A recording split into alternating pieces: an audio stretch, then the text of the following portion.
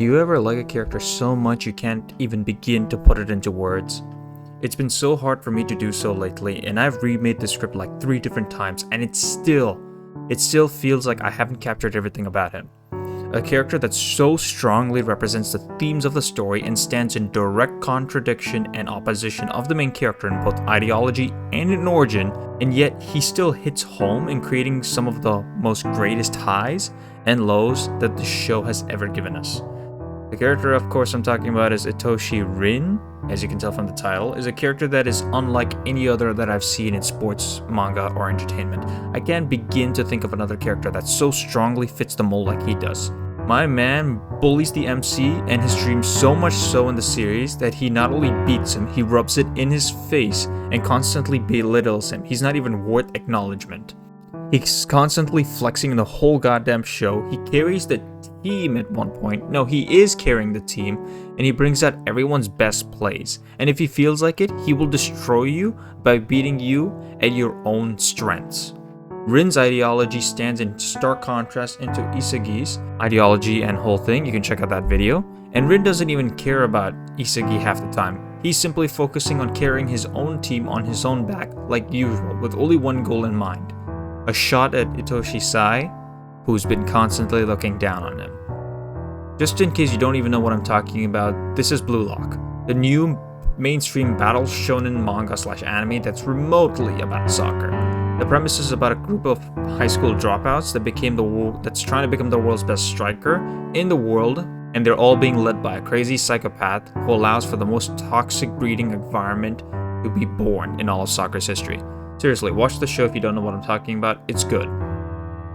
But you get the idea. I recommend watching the show and all that to get the full experience, but how does Itoshi Rin stand out from like all the other characters in the series? That's a question I'll be explaining with 3 main arcs. The second selection, the U20, and even the Neo League. Rin was introduced as the number 1 player that Blue Lock has to offer since day 1.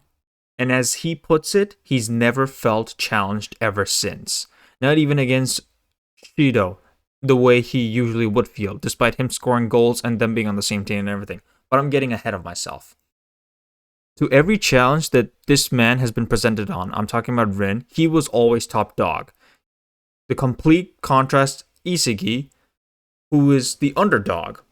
And it doesn't even end there. Bro came into Blue Lock to make it his stepping stone and his little bitch, and he hasn't lost once ever since. He's won everything.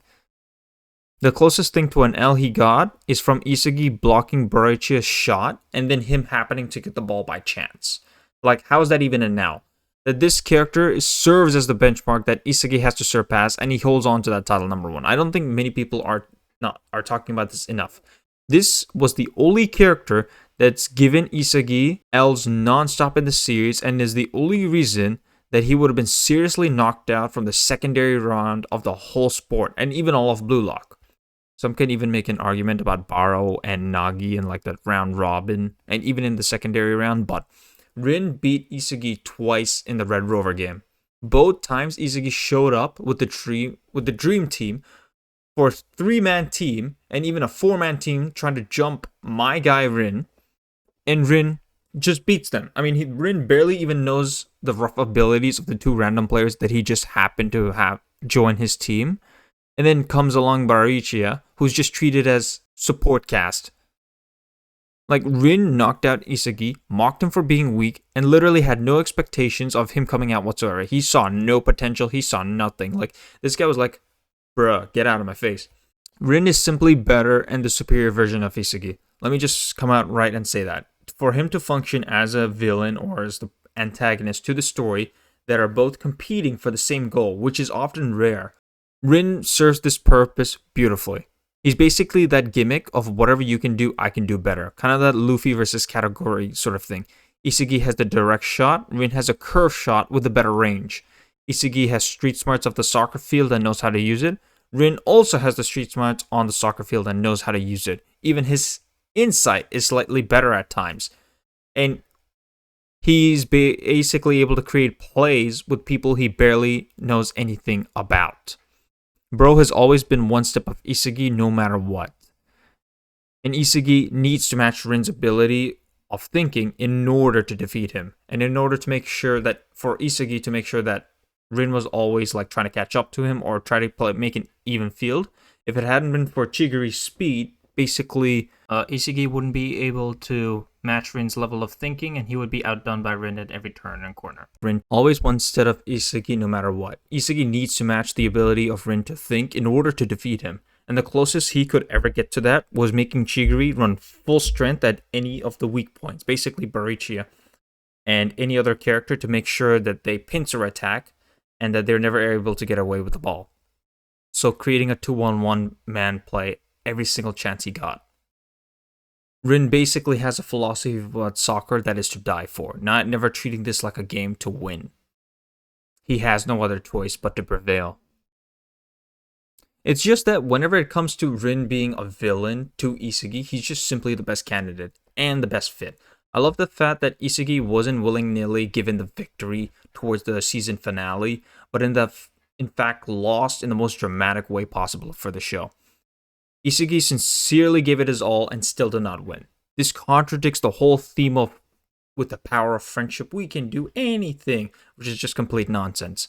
This is all about personal growth and development. The only reason Isugi and the other players agreed to play each other and joined up for the whole reason was to defeat the number one player of all of Blue Lock. And that's why they ended up joining his team. It wasn't about friendship or anything like that. It was simply proving that they were better. There wasn't too much friendliness between any of them. In fact, I would sort of argue the opposite. Chigiri may be the closest thing to a friend Isugi has, but they're still like friendly co-workers at best. If they're put on opposite teams, they will fight each other. There is just nothing around it. Nagi is simply a business coworker. That's the best way to put it. He simply teamed up with Isugi to understand his plays better and defeat him by leaving his business partner aside. He basically needed to get better, and Isugi was the best chance of getting to that goal. Barichia can be argued as Isugi's friend, and that friendliness that Barichia associated with Isugi, for both of them, it nearly costed their whole career. Nagi literally thought Barichia during the second round of the season finale was throwing at one point because most of the ball steals were from him and he wasn't like dribbling or making any of his iconic plays. Rin basically had to adjust his whole prance around Barichia being the weak link of the team and using him as support and backup. He was sidelined. Rin was so good that they had to sideline Barichia, who was basically carrying the first part of Season 1.